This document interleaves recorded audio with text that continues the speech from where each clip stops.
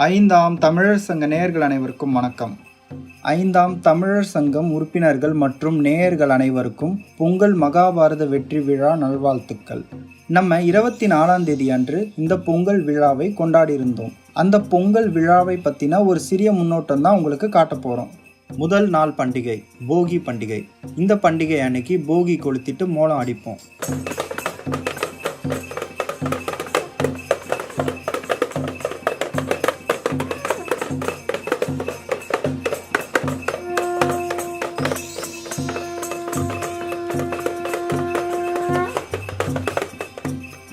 இரண்டாம் நாள் பண்டிகை பொங்கல் பண்டிகை.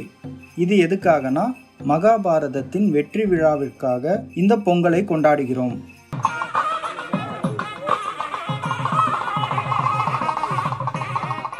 மூன்றாவது நாள் பண்டிகை மாட்டுப்பொங்கல். மகாபாரதத்திற்கு அதிக அளவு உதவுனது கிருஷ்ணன். அப்போ கிருஷ்ணனுக்கு நம்ம பொங்கல் வைக்கிறது தான் இந்த மாடுகளை நிற்க வைக்கிறோம். ஏன் மாடுகள் அப்படின்னா கிருஷ்ணர் இடையர் சமூகத்தை சேர்ந்தவர். அதனால அவருக்காக மாடுகளை நிற்க வச்சு நம்ம மாட்டுப் பொங்கல் கொண்டாடுகிறோம். நான்காம் நாள் பண்டிகை காணும் பொங்கல். போரில் வெற்றி பெற்ற பாண்டியர்களுக்கும் போரில் தோல்வியடைந்த குறவர்களுக்கும் ஒரு சமரசம் ஏற்படுத்தியது தான் இந்த காணும் பொங்கல். அந்த நாளில் பாண்டியர்கள் விவசாயத்தின் மூலம் உருவாக்கிய அரிசி, நெல், கிழங்கு இவற்றையெல்லாம் குறவர்களுக்கு கொடுப்பார்கள். குறவர்கள் இவர்களுக்கு ஆடுகள் கொடுப்பார்கள். இவற்றை பரிமாறி சமரசம் அடைந்து மகிழ்ச்சியாக கொண்டாடிய நாள் தான் காணும் பொங்கல். இப்பொழுது இதை பற்றி விரிவாக பாண்டியன் ஐயா பேசுவார். மகாபாரத போர் ஏன் தொடங்குச்சுன்னா, ஈழத்து மன்னர்கள் தாமிரபரணி ஆற்றின் கழிமுகத்தில் விவசாயத்தை தொடங்குவதற்காக ஒரு பகுதி காடுகளை கொளுத்துறாங்க. அப்போ அதற்கு தான் கேரள குறவர் சமூகத்திலேருந்து அதுக்கு எதிர்ப்பு வருகிறது. அதுதான் அதனுடைய போருடைய தொடக்கமாக இருக்குது. அது அவங்க எதிர்க்கிறாங்க. அவங்க அதுக்கப்புறம் அந்த சண்டை வருது. அந்த சண்டையில் பாண்டியர்கள், கிருஷ்ணரும் பாண்டவர்களும் வெற்றி பெறுறாங்க. அதைத் தொடர்ந்து தென் தமிழகத்தில் முதலிலும், அதுக்கப்புறம் தமிழகம் எங்கும், அப்புறம் இந்தியாவெங்கும் விவசாயம் வளர்கிறது. அதுதான் அப்போ மகாபாரத போரின் வெற்றி விழா தான் இந்த பொங்கல் விழா. அதை பொங்கல்னு மாற்றி வச்சுருக்காங்க. அஸ்ஸாமில் இதுக்கு மகாபிகு அப்படின்னா அதுக்கு பேர். பிகு என்றால் போர்னு அர்த்தம். அஸ்ஸாமில் இங்கே இருக்கிறதுக்கு எல்லாத்துக்குமே அஸ்ஸாமில் ஒரு மிரர் வச்சுருக்கிறாங்க அவங்க. இப்போ இது மகாபிகு அப்படின்றது தான் அது. நமக்கு பொங்கல்னு மாற்றிட்டாங்க. அதாவது வரலாறு மறைக்கிறதுக்காக அது வெறும் பொங்கல் பண்டிகைன்ற மாதிரியும் அது புத்தாண்டு மாதிரியும் இவங்கெல்லாம் திசை திருப்பிட்டாங்க. உண்மையிலேயே இது மகாபாரத போரின் வெற்றி விழா தான் இந்த பொங்கல் பண்டிகைன்றது. இப்போ அதை நம்ம புரிஞ்சுக்கிட்டோம். இந்த போர் ஏன் தொடங்குச்சுன்னு நான் சொன்னேன். அதாவது இலங்கையின் மன்னர்கள் தாமிரபரணி ஆற்றின் கழிமுகத்தில் ஒரு பகுதி காடுகளை அழித்து விவசாயத்தை தொடங்குகிறார்கள். ஏன்னா எல்லாமே அன்னைக்கு காடாக தான் இருந்துச்சு. ஆனால் ஒரு பகுதி காட்டை அழிச்சுட்டு விவசாயம் தொடங்குறாங்க. அதற்கு சகுனியின் தூண்டுதலால், சாதாரணமாக நடந்ததில்லை, சகுனியின் தூண்டுதலால் கௌரவர்கள் என்று சொல்லப்படக்கூடிய குறவர் தான் கௌரவர்னு மாறிச்சு. அவங்க இதுக்கு எதிர்ப்பு தெரிவிக்கிறாங்க. அதைத் தொடர்ந்து தான் மகாபாரத போர் நிகழ்கிறது. அந்த மகாபாரத போரில் நமக்கு தெரியும் 18 நாள் போர். அந்த போர் முடிந்தது தட்சிணாயனத்தின் இறுதியில் அது முடிஞ்சது. அப்போ அதுக்கு முன்னால் 18 நாள் முன்னாடி போர் அந்த தட்சிணாயனத்தின் இறுதியில் தான் அந்த போர் முடியுது. அதை தொடர்ந்து தான் நாம் அந்த மகாபாரத போரின் வெற்றி விழா தான் அந்த பொங்கல் பண்டிகை. அதோட முதல் இது என்னென்னா, அப்போ காட்டை கொடுத்தது தான் முதல் நிகழ்வு. அதுதான் நம்ம போகி பண்டிகை அப்படின்னு நாம் கொண்டாடுறோம். அதை தொடர்ந்து நெல் விவசாயம் பண்ணுறாங்க. நெல் விவசாயத்தை நாம் அவங்க செய்த நினைவுகூர்ற பண்டிகை தான் நம்ம பொங்கல் பண்டிகை. தை 1ஆம் தேதி கொள்கிற பொங்கல் பண்டிகை. அதற்கு பிறகு தை 2ஆம் நாள் பண்ணுற அது மாட்டு பொங்கல். ஏன்னா மாடுகள் இல்லாமல் விவசாயம் இல்லை ஒன்று. அடுத்தது கிருஷ்ணன் தான் அந்த போர் வெற்றிக்கு காரணமாக இருந்திருக்கார். கிருஷ்ணன் தான் அந்த போரை வழிநடத்தி போயிருக்காரு. அதனால் கிருஷ்ணனை நினைவுற விதமாக மாட்டுப் பொங்கல் நடத்தினோம். 2ஆம் நாள் பண்டிகை இது. அடுத்த பண்டிகைன்றதுன்னா, அந்த போர் முடிந்த பிறகு இந்த ஆயர்கள்ட்ட மாடு இருக்குது. ஏன்னா அவங்க விவசாயத்தை தொடங்குறது முடியும். அதனால் ஆயர்களுடைய ஆதரவு பாண்டியர்களுக்கு கிடைச்சிது. ஆனால் ஆடு மேய்க்கிறவங்க, அதாவது நம்ம தான் வல்லாடு மேய்க்கிறவங்க தான், நம்ம செம்மறி ஆடுலாம் கிடையாது. அப்போ வல்லாடு மேய்க்கிறவங்க, வல்லாட்டுக்கும் விவசாயத்துக்கும் சம்மந்தமே கிடையாது. ஏன்னா விவசாயத்துக்கு எதிரி தான் வல்லாடு. அப்படின்னு இருக்கும்போது அவங்க காடுகள்லாம் அழிச்சிட்டாங்கன்னா எங்கள் ஆடுலாம் எங்கடா மேயும்னுட்டு இந்த கோணார்கள் இவங்களோட போய் சேர்ந்துடுறாங்க. குறவர்களோட இந்த போரை பாண்டியனுடைய விவசாயத்தை போயிருந்துடுறாங்க. அப்போ கிருஷ்ணன் அவங்களுக்கு அறிவுரை கொடுக்குறாரு, என்ன இந்த மாதிரி பண்ணிட்டீங்களா, நீங்கள் நாளைக்கு வந்து இந்த போரில் பாண்டியர்கள் ஜெயிச்சா உங்கள் கதி என்ன ஆகும், ஏன்னா நீங்கள் தான் தரையில் தான் வாழ்ந்துட்டு இருக்கிறீங்க, பாண்டியரோட தான் வாழ போகிறீங்க அப்படின்னும் போது தான் அது உண்மையாகவே என்னென்னா, ஒரு நாள் கர்ணன் ஒரே ஒரு நாள் நாகபானத்தை பயன்படுத்தினா, நாகபானம்ன்றது இல்லை, நாகர்கள் ஆகிய படைப்பிரிவை பயன்படுத்துகிறாங்க. நாகபானம்லாம் கிடையாது, நாகர்கள் என்ற படைப்பிரிவு. அவங்க தான் நாகர்கள்னா தென்னிந்தியர்கள்லாம் நாகர்கள் தான். நம்ம தரையில் வாழ்ந்தவங்கெல்லாம் முருகனின் பிள்ளைகள் நாம், அதனால நம்ம நாகர்னு அழைக்கப்படுறோம். அது ஆயராக இருந்தாலும் சரி, அது கோணார்களுக்கு 2 பேரும் தான் பொருந்தும். ஆனால் இங்கே என்னென்னா, அந்த இப்போ கோணார்கள் ஏற்று நிற்கிறதால அந்த நாகர்களுக்கு அது வந்து அது வருது.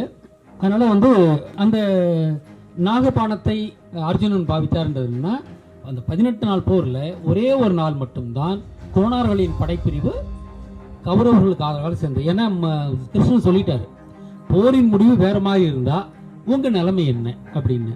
இப்போ எப்படி கௌரவர்கள் வந்து போரின் முடிவில் வந்து துபாயில் போய் குடியேறினாங்களோ, அந்த மாதிரி வெளிநாடுகளில் போய் குடியேறினாங்க, அதே போல் தான் இன்னைக்கு கோணார்களும் நடந்திருக்கும். அதை தவிர்க்கிறதுக்கு தான் கிருஷ்ணன் வந்து கர்ணன் சமூகத்தோட சொல்கிறாரு, இந்த மாதிரி புத்தால்தனமாக நடந்துக்கிட்டு. அதனால் அவர் என்னன்னா, இப்படி சேர்ந்துட்டீங்க, ஒரே ஒரு நாள் மட்டும் நீங்கள் போரில் பங்கேற்றுங்க, நான் வந்து பாண்டியர்கிட்ட பேசி உங்களுக்கு வந்து நான் சமாதானத்தை ஏற்பாடுன்னு சொல்லிடுறாரு.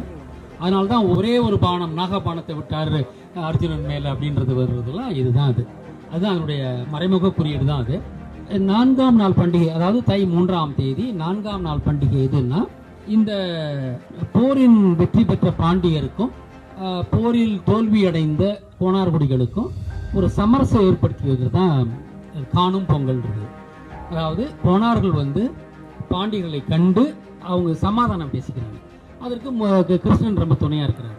அதனால் அந்த நாள் வந்து அவங்க என்ன பண்ணுவாங்க, வரும்போது ஆடுகளை கொண்டு வருவாங்க, அந்த கருணைக்கிழங்கு, இந்த பூசணிக்காய், இது பரங்கி, இதெல்லாம் வந்து காட்டில் விளையிற பொருட்கள், அதெல்லாம் அந்த கிழங்கு வகைகள், இது மாதிரி இந்த பொருள்லாம் கொண்டு வந்து கொடுத்துட்டு, ஆட்டையும் கொண்டு கொடுத்துட்டு அவங்களுக்கு பாண்டியர்கள் கொடுப்பாங்க. அவங்க இதை வாங்கி வச்சுக்கிட்டு அவங்கள ஆற தழுவிக்கிட்டு, சரி நாமெல்லாம் இந்த பழைய பகையை மறந்துடுவோம், இனியும் நாம் ஒற்றுமையாக வாழ்வுன்ற ஒரு இது வந்து அப்புறம் அந்த உணவு தயாரிப்பாங்க. அன்றைக்கி ஆடுகள் அடித்து, அதான் கரிநாள்ன்றது இப்படி தான் வந்துருக்குன்னு நினைக்கிறேன், கரிநாள்னு சொல்லுவாங்க அன்றைக்கி, கரிநாள் அப்படின்றது அந்த ஆடுகளை அடித்து அவங்க உணவு சமாளித்து எல்லாரும் ஒன்றா உட்காந்து சமபந்தி சாப்பிட்டது தான் அந்த காணும் பொங்கல். இப்போ சாதாரணமாக ஒரு போலீஸ்காரன் வந்தான்னா ஊரில் இருக்க பெரிய மனுஷன்லாம் போய் கண்டுக்கிட்டு வருவாங்க, புரியுதுங்களா? இல்லை, அந்த கண்டுக்கிட்டு வர்றது தான் காணும் பொங்கல். ஆச்சா, நீங்கள் ஜெயிச்சிங்க, சரி நாங்கள் ஒத்துக்கிறோம், இனிமேல் நாம் வந்து நமக்குள்ள பிரச்சனை வேணாம் அப்படின்னு கண்டுக்கிற பொங்கல் தான் காணும் பொங்கல். அது 2 பேரும் சமரசம் பண்ணிக்கிட்டு மகிழ்ச்சியாக இருந்த நாள் அது. இதில் வந்து முருகன் சொன்ன மாதிரி பகைக்கு பதிலாக போட்டிகள் இருக்கலாம் இல்லையா? அதனால் அவங்கெல்லாம் அன்னைக்கு விளையாடி இருக்கலாம், 2 பேரும் வந்து போட்டிகள் போட்டு விளையாடி இருக்கலாம். அதுதான் காணும் பொங்கல் இருந்தது. இதுதான் மகாபாரத்தை பற்றிய அந்த இந்த பொங்கல் பண்டிகை பற்றிய ஒரு செய்தி. இது வந்து பொங்கல்னு பேர் மாற்றிட்டாங்க. இது அஸ்ஸாமில் மகாபிகுன்னு தான் இன்றைக்கும் அழைக்கப்படுது. அங்கே வந்து பார்த்தீங்கன்னா சித்திரையே வந்து ஒன்றுக்கும் இந்த பிகுன்ற பேர் தான் வச்சுருக்காங்க. சித்திரை புது வருஷம் இருக்கு இல்லையா, அதுவும் பிகு தான். கார்த்திகை தீபம் இருக்கு இல்லையா, அதுவும் அவங்களுக்கு பிகு தான். இதுதான் மகாபிகு. அந்த பேரில் நான் மறந்துட்டேன், இது ஒன்று தான் ஞாபகம் இருக்குது. சித்திரை திருவிழாவே அவங்கள வந்து ஒரு பிகு தான். அதாவது அப்படின்னா அது போர் தானே இல்லையா, அந்த விவசாயம்னாலே போரின் அடிப்படையில் வந்ததால் சித்திரை முதல் நாளையும் அவங்க வந்து பிகுன்னு தான் கொண்டாடுறாங்க. கார்த்திகை தீபம் தெரியுமில்ல, முருகனுடைய போர் இல்லையா, இந்த கார்த்திகை தீபம் பிகு தான். இதில் மகா பிகு தான். அவங்களுடைய நம்ம போல தான் அவங்களும் கொண்டாடுறாங்க. அரிசி இது பண்ணுவாங்க, அவங்களும் கட்டையை கொளுத்துறாங்க முதல் நாள். அஸ்ஸாமியர்கள் அப்படி பண்ணுறாங்க. இது அப்படியே அங்கே வந்து ரிப்பீட் பண்ணியிருக்கிறது தான் அஸ்ஸாமில் இருக்கிற இந்த இது. ஸோ அதையும் நான் வச்சு தான் இதெல்லாம் நான் மீட்டெடுக்கிறதுக்கு, அதுவும் எனக்கு அஸ்ஸாமும் உதவியாக இருந்தது வச்சிங்களா. அது நான் வீடியோ போட்டிருந்த உடனே ஒருத்தர் எனக்கு அஸ்ஸாம்லேருந்து எனக்கு பின்னூட்டம் போட்டிருந்தார், ஐயா அப்படின்னு சொல்லிட்டு, அதுவும் எனக்கு உதவியாக இருந்தது. அதுக்கப்புறம் அவங்கள போய் ஆராய்ச்சி பண்ணி அப்போ இது சரிதான் அப்படின்ற இதுக்கு வர்றதுக்கு இது ஒரு காரணமாக இருந்தது.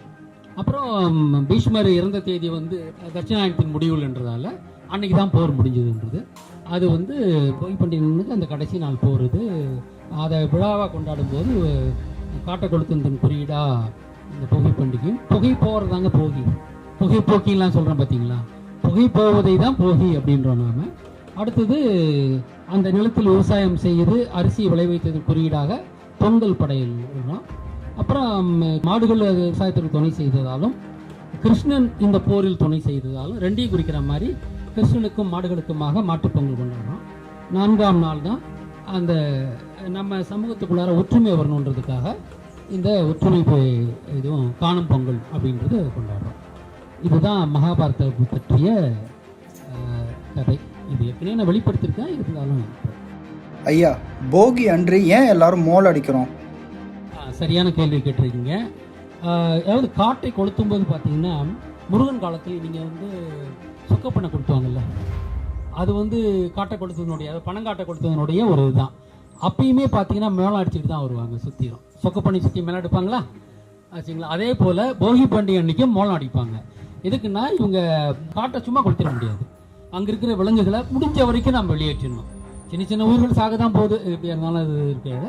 ஆனால் பேருயிர்களை எல்லாம் காப்பாற்றுறதுக்காக பெரிய சத்தத்தை எழுத்துவாங்க. மேளம் அடித்து பெரிய சத்தத்தை எடுத்துட்டு முதல்ல ஓடுவாங்க.